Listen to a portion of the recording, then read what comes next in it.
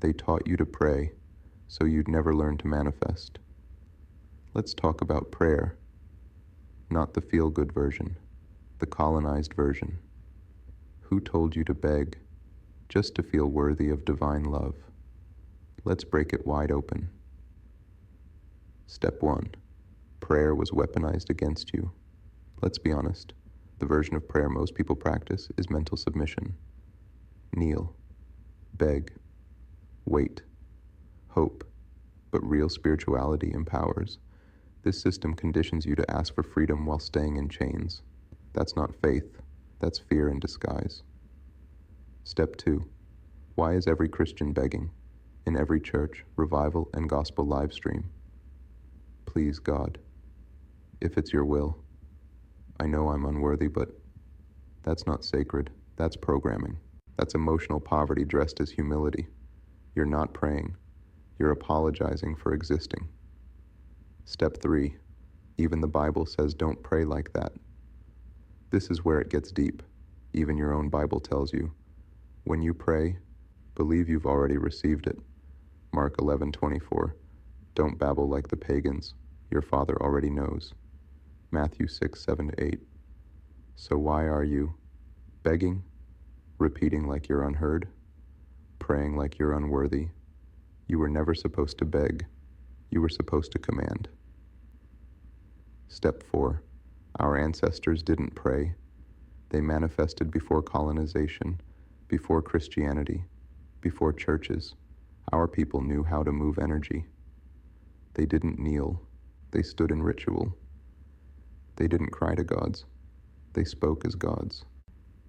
They didn't pray in fear. They declared in alignment. They didn't ask for abundance. They expected it and lived as if it already was. That's real ancestral manifestation. That's divine memory in your DNA. Step 5. Prayer teaches you to wait. Manifestation teaches you to move. Here's the difference. Religious prayer. Please God, I'm nothing. If it's meant for me. When you're ready. Manifestation. It is already mine. I align with the life I speak. I trust the unfolding because I walk in power. One says you're powerless. The other reminds you, you are the power. Step 6. You inherited spiritual trauma. You were taught to worship a God who looked nothing like you, in a language not your own, through fear that never belonged to your soul. Why? Because they erased your rituals and gave you religion. They demonized your medicine and sold you shame.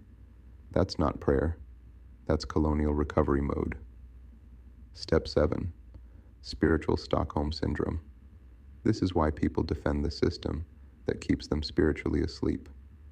Love a God who they think punishes them. Fear stepping outside the rules. Call guilt faith and shame obedience. That's not divine connection. That's spiritual addiction. Step 8. Your ancestors practiced manifestation daily. They didn't need a pastor. They were the portal. They cleansed with earth, spoke through fire, moved energy with dance, chant, water, and intention. They created their life in agreement with the universe, not from permission, but from alignment.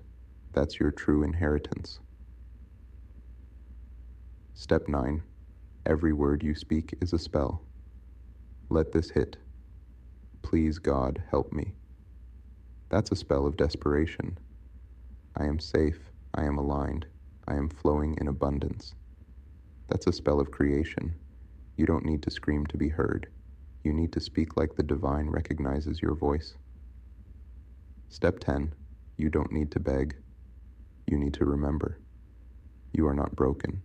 You are not lost. You are not some sinner waiting for forgiveness. You are divine frequency in a human body. You are the altar and the offering. You are what your ancestors dreamed into being. Stop praying like a slave.